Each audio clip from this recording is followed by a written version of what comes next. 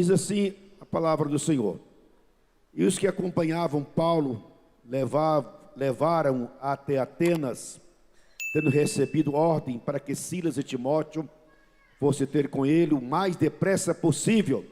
Partiram. Enquanto Paulo esperava em Atenas, ficou indignado em ver a cidade tão entregue à idolatria, de modo que discutia na sinagoga com os judeus e os gregos piedosos todos os dias. Na praça com eles ali chegavam alguns dos filósofos epicureus e estoicos, discutia com ele. Uns diziam: o que quer dizer esse tagarela? E outros: parece que é pregador de deuses estranhos. Dizia isto porque Paulo lhes anunciava Jesus e a ressurreição. E tomando-o, levando ao Areópago, dizendo: poderemos nós saber que novo ensino é esse que falas?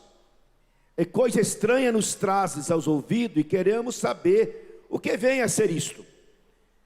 Ora, todos os atenienses estrangeiros que lá moravam, atenienses e estrangeiros que lá moravam, de nenhuma coisa se ocupava senão a dizer e ouvir as últimas novidades, né? Estando Paulo no meio do Areópago, disse: homens atenienses, em tudo vejo que sois muito religiosos, pois passando eu e vendo os vossos santuários, achei também um altar em que está escrito ao Deus desconhecido. Ora, esse que vós adorais sem conhecer é o que eu vos anuncio. O Deus que fez o mundo e tudo que nele há, sendo ele Senhor do céu e da terra, não habita em templo feito por mão de homens, tampouco é servido por mão de homens, como que necessitando de alguma coisa, porque ele mesmo é quem dá a todos a vida, a respiração e todas as coisas. De um só fez todas as nações dos homens para habitarem sobre toda a face da terra, determinando-lhes os tempos já dantes ordenados e os limites da sua habitação.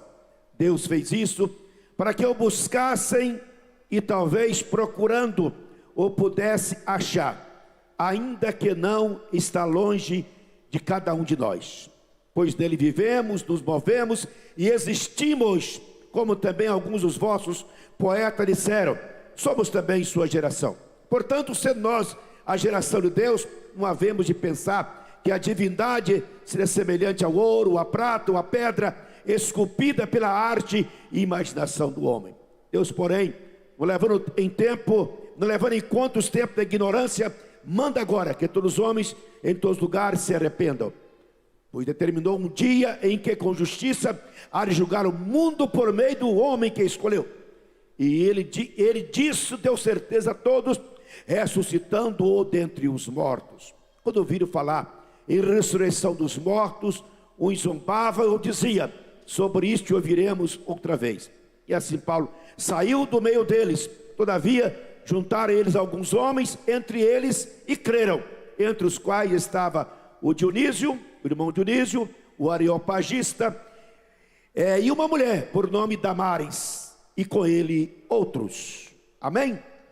Muito bem, este é o texto que nós temos escolhido para fazer uma reflexão com vocês no dia de hoje. Nós temos aqui um texto que se encontra no livro História da Igreja Primitiva. E esse fato aconteceu, portanto, o texto diz aí bem claro, na cidade de Atenas, capital da Grécia, capital da Grécia. Esse fato aconteceu quando Paulo estava neste país, fundando igreja, levando o evangelho. Nós temos, portanto, esta passagem muito interessante. A princípio, nós temos aqui este chamado altar ao Deus desconhecido, que ele tem duas explicações, ou duas origens que os historiadores, que os estudiosos informam para a gente. Primeiro, eles afirmam que o filósofo Epimédes escreveu nos seus títulos, nos seus escritos, que 500 anos antes desse acontecimento, houve uma praga naquele país, uma praga muito forte que matava muita gente. E eles também escolheram algumas ovelhas e levaram ela para alguns altares, a alguns deuses que eram adorados. e as ovelhas saíram, e as ovelhas foram parar exatamente no altar ao Deus desconhecido. Aquelas ovelhas foram sacrificadas e a praga acabou. Diz a história do filósofo Epiménides, né? Na história da mitologia grega, dizem que eles tinham mais de 30 mil deuses denominados, mais de 30 mil deuses que eles adoravam, né? E eles fizeram essa festa, esse areópago, esse shopping da idolatria. Imagina bem, aquele shopping, aquela praça com várias altares aos deuses mais distintos que você possa imaginar, e dentre eles estava o Deus desconhecido. Ele dizia o seguinte: vamos levantar a um Deus desconhecido, porque pode ser que nós tenhamos esquecido de algum Deus, né? E pode que esse Deus então fique contrariado com a gente e vá nos maltratar. Então vamos agradar a todos os deuses, dentre eles ao Deus desconhecido. Aí é exatamente nesse contexto que Paulo apresenta, que o apóstolo Paulo apresenta na cidade de Areópago. Nós temos algumas informações históricas interessantes aqui no texto, né?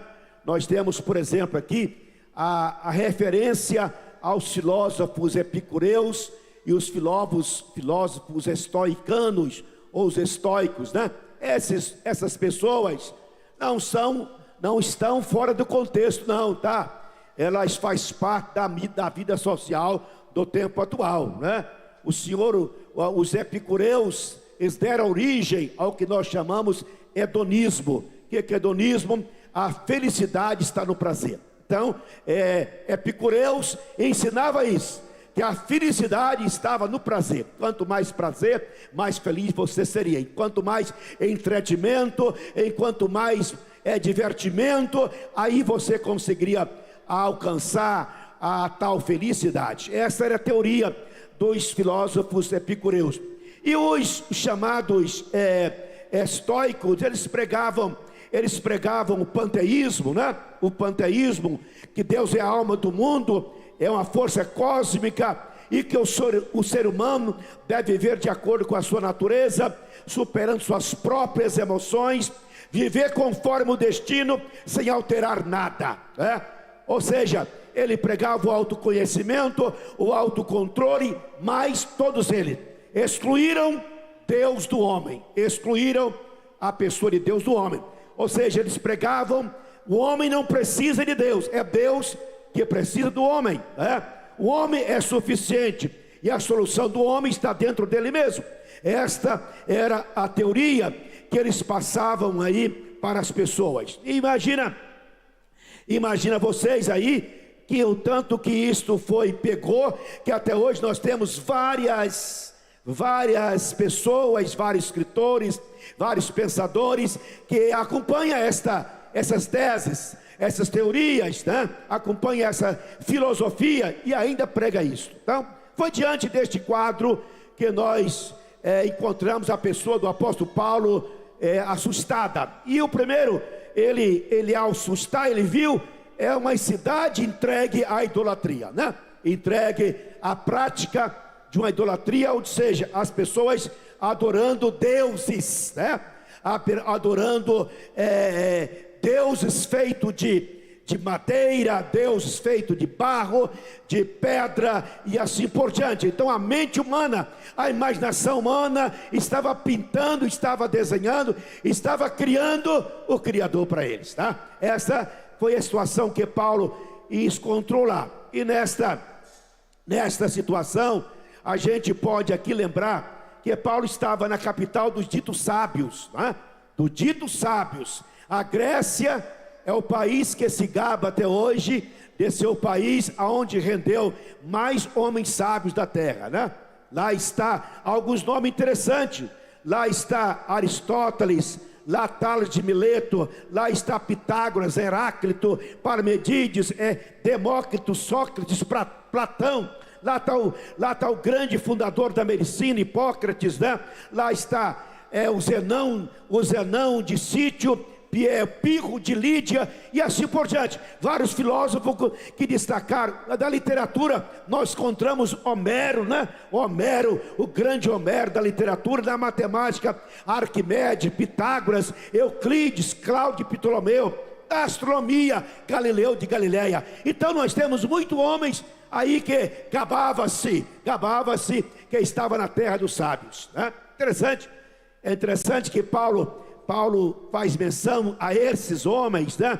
E a ideia, a filosofia que esses homens pregavam, dizendo assim: olha, pois tendo conhecido a Deus, não glorificaram como Deus, nem lhe deram graça, antes em seus raciocínios se tornaram fúteis, o seu coração e a insensatez lhes obscureceu. Dizendo-se sábio, tornaram-se loucos, pois eles mudaram a glória de Deus incorruptível em semelhança da imagem do homem corruptível, bem como de aves, quadrúpedes e répteis, pelo que Deus os entregou a concupiscência do seu coração e a imundície, para desonrarem os seus corpos entre si mesmos. Então nós temos esta situação que o apóstolo Paulo deparou lá em Atenas, deparou em Atenas. Então Paulo entra nesse Areópago, ele vê aquele estágio de idolatria, e ele vai até o altar que estava lá enumerado, estava lá denominado altar ao Deus desconhecido. Aí Paulo apresenta neste altar, pregando assim: a esse Deus que vós adorais, mas não sabeis quem ele é, a ele é que eu vou adorar, é ele que eu vou pregar, é sobre ele que eu vou fazer a minha mensagem, é sobre ele que eu vou anunciar a vocês nesta noite. Então Paulo começa a anunciar o Deus que aqueles sábios diziam que adoravam, mas que na verdade não conheciam. Aí Paulo começa a sua mensagem, a sua pregação, e ele fala uma expressão bem clara sobre aquelas pessoas, né? Aquelas pessoas, ele fala assim: olha, Deus fez isto para que buscassem e talvez procurando o pudesse achar, ainda que ele não está longe de cada um de nós. Então a minha pregação, a minha palavra desta noite, ela tem a ver com isso. Deus não está longe de nós, lógico, se Deus não está longe de nós, logo Deus está perto de nós, se Paulo diz, Deus não está longe de nós, logo eu entendo que Deus está perto de nós. E eu posso afirmar isso aí, porque isso é bíblico, né? O profeta Jeremias, ele diz a sua palavra, a profecia da seca de Deus dizendo: sou eu o Deus de perto, diz o Senhor, mas também eu sou o Deus de longe. Então Deus é Deus de perto, mas também é Deus de longe. O profeta Isaías, na sua profecia escrita, ele falou: buscai ao Senhor enquanto se pode achar, invocai-o enquanto está perto. Invocai-o enquanto está perto. Se eu leio o Salmo 145 e o verso 18, encontro: perto está o Senhor de todos que invocam,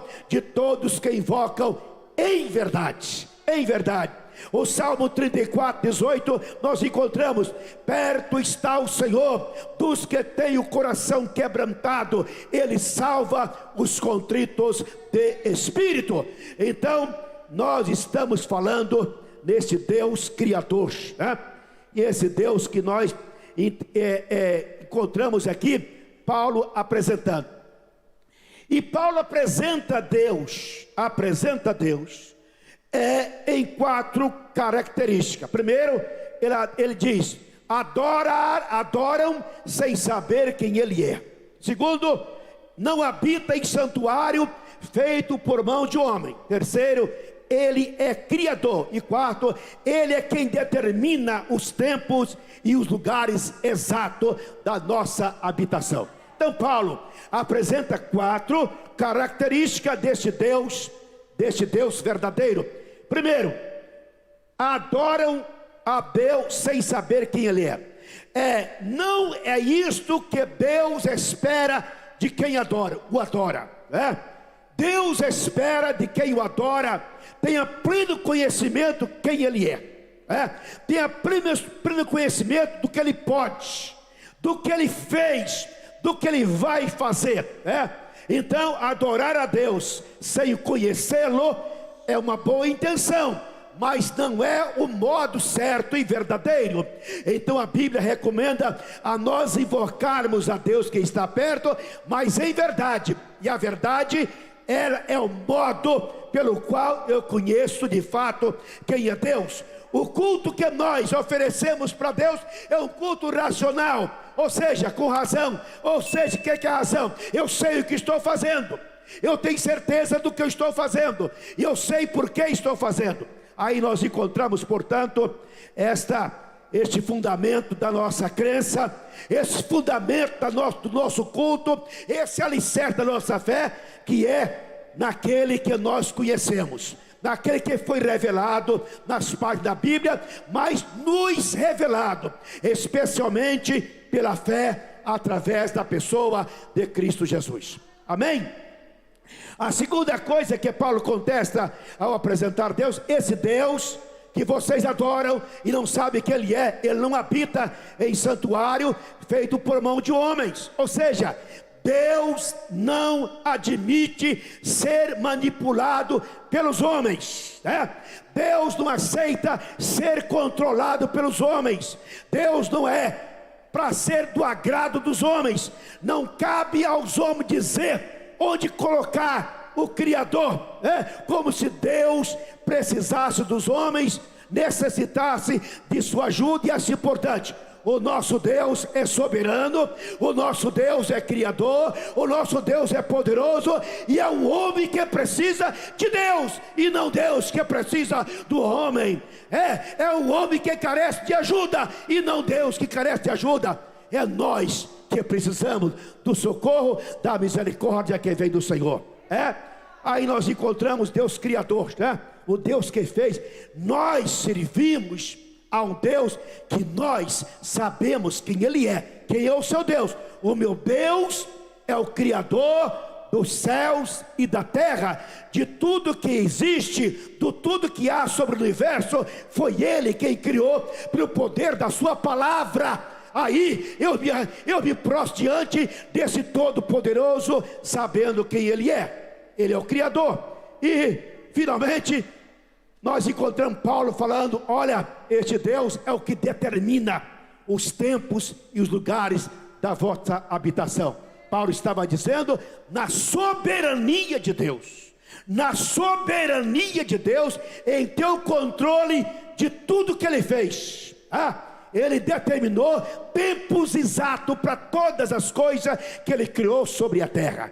Ele determinou o propósito originário para cada coisa que ele fez, inclusive a mim e também inclusive a você. Amém? Pois bem, o apóstolo Paulo estava repetindo ele falou uma frase que deu origem a uma conclusão. Dois filósofos, pensadores, dos sábios da época, Paulo falou assim: porque nele vivemos, nos movemos, existimos.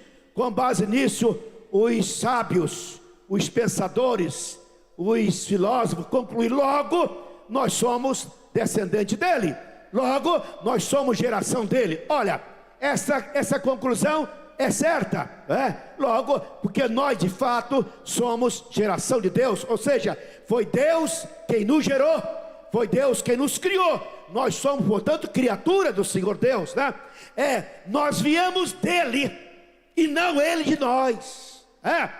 Foi ele que nos fez, logo não somos nós que fazemos ele. Se ele fez nós, como que o homem pode fazer? Deus nós fomos feitos por Ele para que nós pudéssemos então expressar ou compreender o que Ele é. Deus não pode ser, portanto, objeto da imaginação, da sabedoria, da vontade, do pensamento, da intelectualidade de nenhum ser humano, né? Esta não é a forma da gente pensar em Deus e ter Deus. Na verdade, o apóstolo Paulo falava assim: olha, no passado ele não levou em conta a vossa ignorância. No passado, daquele passado ali. Mas no presente não.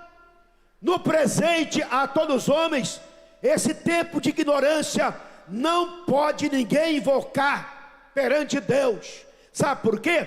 Porque diz o texto bem claro para nós, Atos dos Apóstolos, capítulo 1, versículo 18, que fala assim: dos céus se manifesta a ira de Deus sobre toda impiedade e injustiça dos homens que detêm a verdade pela injustiça, visto que o que de Deus se pode conhecer, nele se manifestou, porque Deus lhes manifestou. Então Deus, não se pode ninguém dizer que desconheceu Deus por falta de uma ignorância. Mas diz bem claro o texto assim: mas agora no tempo presente, Ele ordenou a todos, e em todos os lugares, que se arrependam. Paulo aqui está pregando, portanto, a doutrina do arrependimento, a doutrina do arrependimento que contraria os sábios, contraria os pensadores, a filosofia, contraria o humanismo, contraria qualquer religião que não confere com a religião de Deus, né? Então Paulo estava dizendo: olha, ele ordena a todos e em todos os lugares que se arrependam, O arrependimento, portanto, é um princípio, é um fundamento, é uma base, é o começo de uma pessoa que quer entrar de fato no conhecimento verdadeiro da graça, da misericórdia no nosso Senhor, nosso Deus. Aí ele diz: olha, porque Ele estabeleceu um dia em que há de julgar com justiça por meio do homem que Ele designou. Que homem que é esse? É o varão perfeito. Que homem que é esse? O ungido de Deus Pai. Que homem que é esse? É o monarca universal. Que homem que é esse? É a rosa de Sarô. Que homem que é esse? É o Filho de Deus. Que homem que é esse? É o bendito Senhor Jesus. É esse homem que Deus designou e deu prova disto, ressuscitando Ele dos mortos, tá? Ressuscitando Ele dos mortos. Meus irmãos, quando Paulo falou isso para aqueles homens pensadores ali, falou em ressurreição, aí mexeu com a incredulidade, mexeu com as mais dificuldades que o homem pode ter de crer em coisas que é mistério, mexeu com aquilo que não pode entender com sabedoria humana, com cultura humana, com filosofia, com humanismo. Aí ele falou em coisas mistérios, ele falou em coisas de fé, ele falou em coisas espirituais, Aí nós possamos descobrir aqui uma coisa, não é Deus que descobre, não é o homem que descobre Deus, mas é Deus que revela o homem. Não é o homem que descobre Deus, é Deus que revela ao homem. Todas as vezes que o homem quer encontrar Deus, ele cria uma religião. Toda vez que o homem quer descobrir Deus, ele cria uma religião.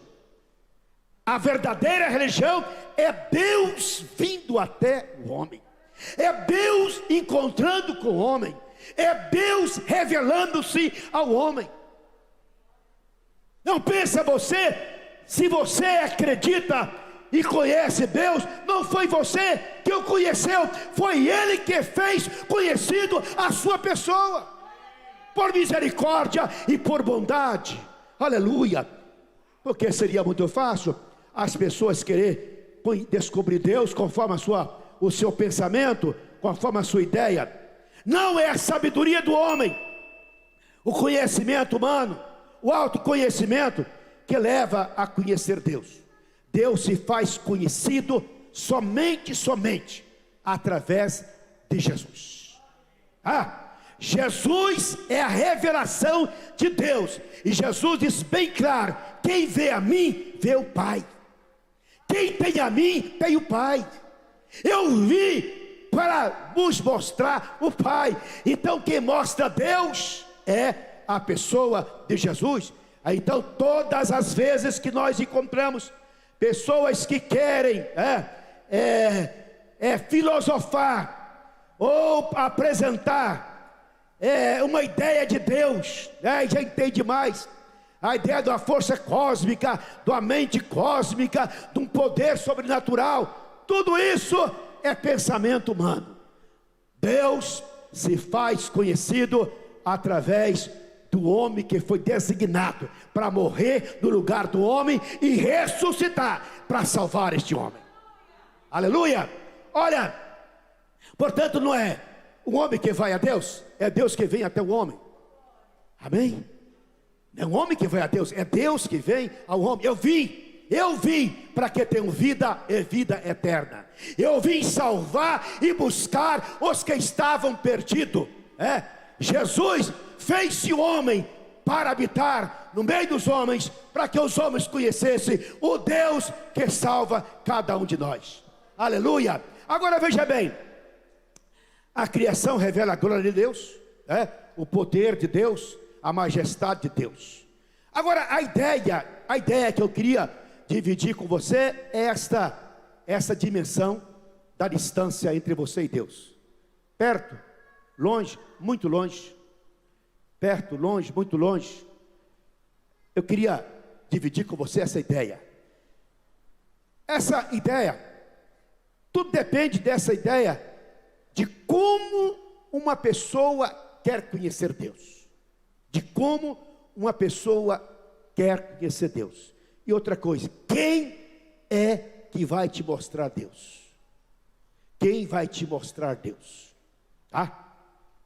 Então, eu tenho certeza, se você chegar hoje, por exemplo, no Afeganistão, e você for lá numa daquelas sinagogas do Afeganistão, lá eles vão apresentar para você a ideia que eles têm disso que nós chamamos Deus. Se você for na Índia, você vai ver milhões de religiões, milhões de ideias sobre este nome chamado Deus. Se você vai em qualquer outro país, você vai ver a ideia das pessoas sugerindo o que ele pensa, o que ele imagina que é Deus. Então, na verdade, os homens continuam na mitologia, o panteísmo continua, a idolatria continua em proporção muito maior do que em Atenas naquela época, porque os homens até hoje, nas suas imaginações, não é os bobalhões, não é os analfabetos, são os sábios, os inteligentes, os ditos sábios, que eles imaginam o que Deus é. E de vez em quando a gente encontra aqui nas mídias, na televisão brasileira, alguns pensadores, alguns filósofos, alguns sociólogos, eles dando a sua ideia do que eles imaginam que Deus é. Absurdamente. Eles tentam excluir Deus das suas vidas. Eles tentam eliminar Deus da sua vida. Eles não querem, na verdade, conhecer o Deus da Bíblia. Eles querem conhecer o Deus da sua imaginação. Aí eu pergunto, quando a pessoa pensa assim, ele está distanciando de Deus. Ele está, por mais que ele seja acentuadamente religioso, mais uma religião que não aproxima de Deus, não é verdadeira, Agora, eu queria que você observasse comigo uma coisa que eu queria dividir com vocês aqui nesse tema que o apóstolo Paulo está pregando. Ele fala o seguinte, que olha, As religiões, com base no pensamento do homem, na verdade, cria distância, cria barreiras, embaraços, cria impedimento e torna o simples complicado. O que é fácil torna difícil. Religiões que querem tirar, querem mudar, querem descentralizar a pessoa de Cristo na sua crença. Nós estamos vivendo, meus irmãos, nos dias atuais, uma oposição muito grande ao cristianismo. Eu preguei hoje de manhã que nós estamos vivendo uma época em que a mídia, a nova ordem mundial, as concepções de uma sociedade moderna está tirando de nós aquilo que é essencial para a gente viver uma vida espiritual, uma crença verdadeira. A mídia, os ditos sábios aí, eles estão procurando mutilar ou enfraquecer a sua fé em Cristo. Eles estão pregando um Cristo integral. O que é um Cristo integral? O Cristo integral é todo aquele que fala de Deus e do amor é Cristo. Eles pregam um Cristo integral, que é todos aqueles que praticam caridade, aqueles homens importantes, aqueles ditos gurus, aqueles ditos homens de alguns sacerdotes que praticam alguma bondade, alguma caridade, que faz alguns milagres. Esse também é Cristo? Não, meus irmãos, não aceitamos desfazer daquele que é único, daquele que é verdadeiro, daquele que é singular, daquele que é o Cristo ungido de Deus Pai, Jesus Cristo, o homem designado por Deus para salvar o homem. Olha, as pessoas estão colocando o que pode estar perto, distante deles, o que é possível, impossível. Muita gente está tornando o que é possível, impossível, porque é impossível alguém ser salvo que não seja através do nome de Jesus.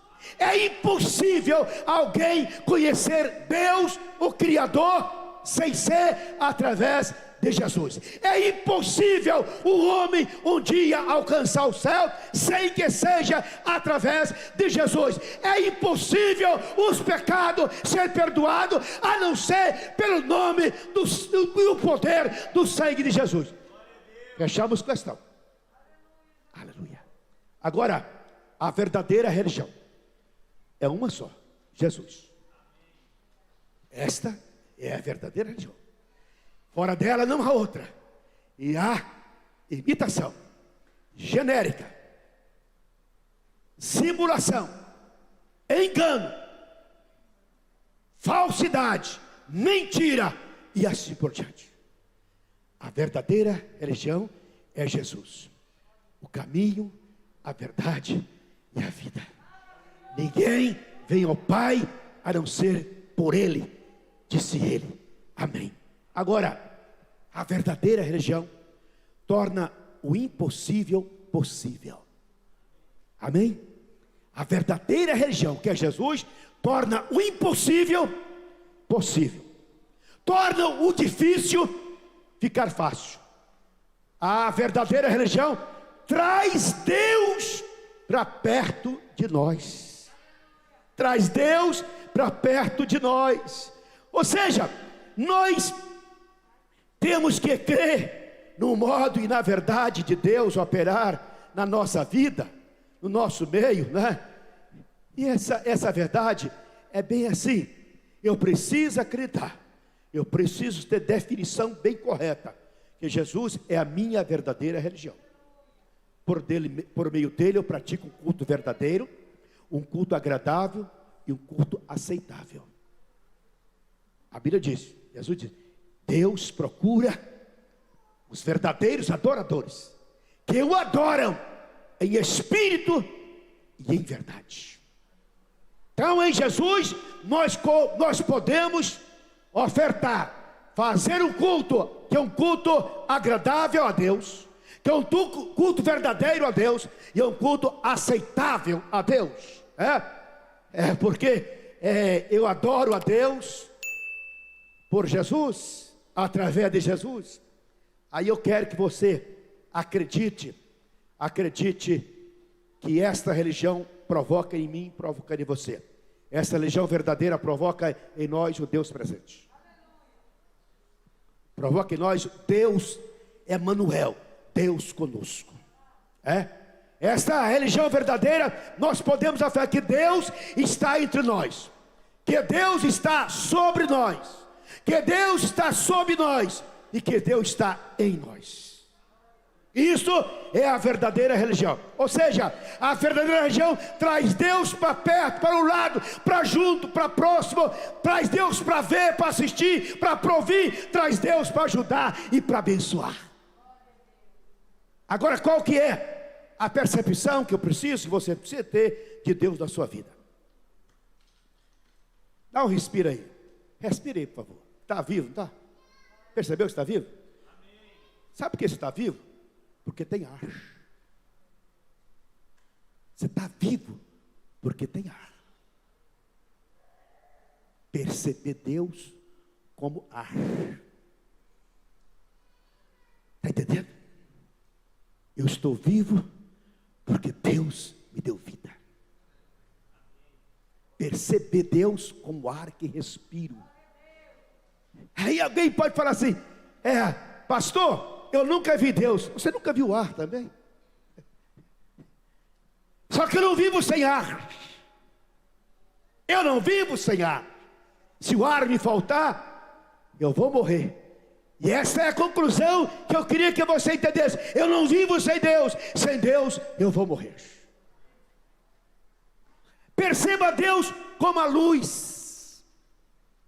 Como a luz. Perceba Deus. Você vê esta claridade que está aqui, ou a claridade do dia, é uma luz que a gente fica sabendo, aí só sabe que é luz, porque a gente sabe que está tudo claro. Deus é luz, e quem anda na luz, ama Jesus, pratica a sua palavra, adora o nome de Jesus, confia nele. Deus é vida. Irmão, você tem vida. Por que você tem vida? Sabe, os animais irracionais, eles vivem e não sabem que está vivo. Mas nós estamos vivos e sabemos que temos vida. Por que nós temos vida? É porque a vida que emana em nós foi gerada por Deus. Por Deus. Eu queria que nós entendêssemos uma coisa. Tem muita gente que vivendo uma crença, uma espiritualidade de sentimentos. Está sentindo Deus aí? Está sentindo a presença de Deus aí? Não é esta a pergunta certa. Deus não é sentimento. É muito mais do que sentimento. A pergunta é: está respirando aí? Está vendo a luz? Está vendo a claridade? Tem vida? É isso, é saber que Deus é muito mais do que sentimento. Porque tem algumas pessoas que vêm na igreja e precisam ser emocionadas para dar glória a Deus. Preciso ouvir um testemunho bonito para dar glória a Deus. Preciso ouvir uma pessoa cantar bonito para arrepiar o corpo e levantar a mãozinha e dar glória a Deus. Irmão, entenda uma coisa: eu dou glória a Deus, eu exalto a Deus, eu cultuo a Deus, porque Deus é Deus, e Ele é Deus como Deus que eu sei que Ele é. Por isso Ele merece da minha vida toda a glória, toda a honra, todo o louvor e toda a exaltação. Aleluia. Privilégio nós temos, irmão. Nós temos privilégio de podermos ter acesso a Deus, acesso à presença de Deus. Isso é um privilégio dos crentes em Jesus. Dos crentes em Jesus. Não é privilégio de nenhuma religião. de nenhuma filosofia, é privilégio dos crentes em Jesus. Agora, sabe por que Deus aceita eu e você na presença dEle? Ele que é tão grande, tão santo, tão majestoso, tão magnífico, tão poderoso. Sabe por que Ele aceita? Ele aceita porque o homem que Ele designou nos cobre, nos purifica, nos dá graça e nos aponta diante dEle.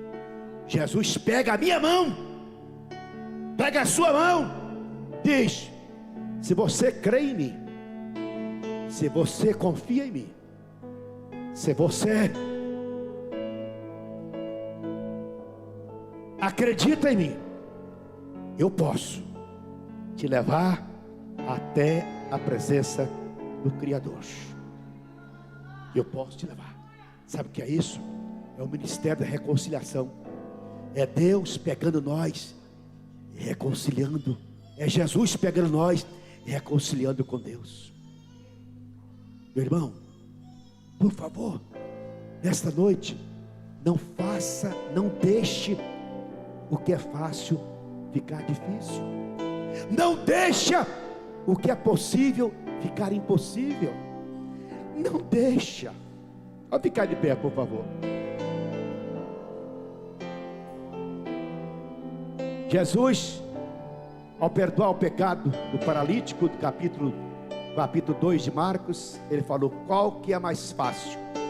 Perdoar pecado ou dizer ao paralítico: levanta e anda? Sabe, eu queria que você observasse, atentasse para esse desfecho dessa mensagem para com você. Paulo aqui está dizendo: Ele não está longe de cada um de nós. Meu irmão, não torne o que é fácil difícil na sua vida. Não torne o que é possível impossível na sua vida. Jesus disse: o que é impossível aos homens, é possível a mim. Amém? O que é impossível para mim, em Jesus é possível. O que é difícil para mim, em Jesus é fácil. O que é distante para mim, em Jesus fica perto. Por favor, não tire a concentração, não tire o foco na pessoa de Cristo. Não deixe ninguém enfraquecer o nome, o poder, a glória, a obra de Cristo na sua vida. Não deixe ninguém mutilar a certeza que Jesus me dá. Que Jesus me dá. Em Cristo eu posso, em Cristo eu dou conta, em Cristo eu supero, em Cristo eu venço, em Cristo eu prevaleço. Aleluia! Nesta noite a vitória minha e sua está no poder que há em Jesus. A solução do meu e seu problema está no poder do nome de Jesus. Aquilo que é impossível para mim está sendo possível agora no nome do Senhor Jesus. Amém? Eu quero nessa noite orar com vocês. Quero fazer uma oração com vocês. Sabe, tem muito crente vivendo uma vida distante de Deus. Deus para ele está assim, lá longe, lá no impossível, lá no abstrato, lá no inalcançável. Eu queria que você entendesse esta noite que Deus está dizendo: olha, eu não estou longe de vocês. Aí ó, é o texto profético escrito 700 anos antes de Jesus nascer. Diz: olha, buscai ao Senhor enquanto se pode achar. Enquanto se pode achar. Isso quer dizer, vai chegar tempo que as pessoas vão procurar Deus, vão querer encontrar Deus e não mais tem jeito de encontrar. Buscai ao Senhor enquanto se pode achar, invocai-o enquanto está pertinho de você. Oh glória! Eu não quero fazer aqui uma uma pressão psicológica e emocional você. Mas eu posso dizer o seguinte: Jesus está pertinho de você, Pedro. Jesus está pertinho de você, Barros.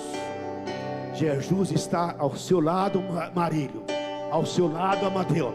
Jesus está ao seu lado, Alain. Eu não vejo, mas eu sei que está.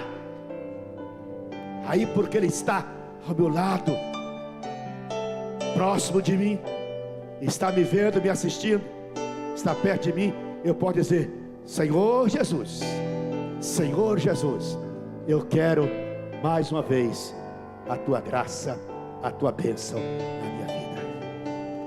Amém? Levante sua mão aos céus, em nome de Jesus. Alcance uma bênção que você precisa. Por favor, dê liberdade ao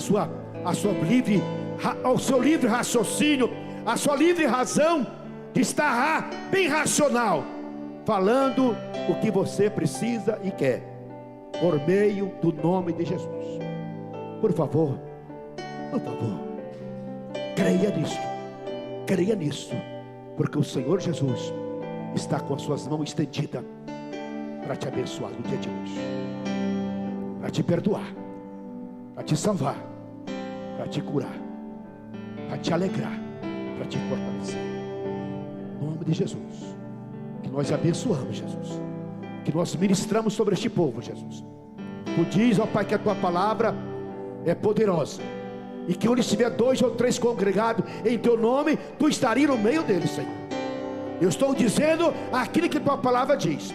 Se o Senhor está no meio de nós, Jesus, nós queremos sentir, ó Pai, nós queremos vivenciar, nós queremos perceber, assim como nós respiramos o ar que nos dá vida, assim como nós estamos vendo essa luz que nos clareia à nossa frente, assim como nós temos certeza que estamos vivos, nós queremos perceber a Tua presença operando na vida do meu irmão e da minha irmã nesta noite, para a glória do Teu nome, Jesus. Que ninguém volte para sua casa, Senhor. Ó Deus, no mesmo distanciamento que estava, mas que Deus possa estar cada dia mais perto de nós, porque Ele diz: eu sou Deus de perto, mas também sou Deus de longe. Eu sou Deus de perto, mas também sou Deus de longe. Amém? Aleluia! Levante a sua mão, dá glória a Jesus, dá glória a Jesus, glorifica Ele, glorifica Ele, glorifica Ele, glória a Deus.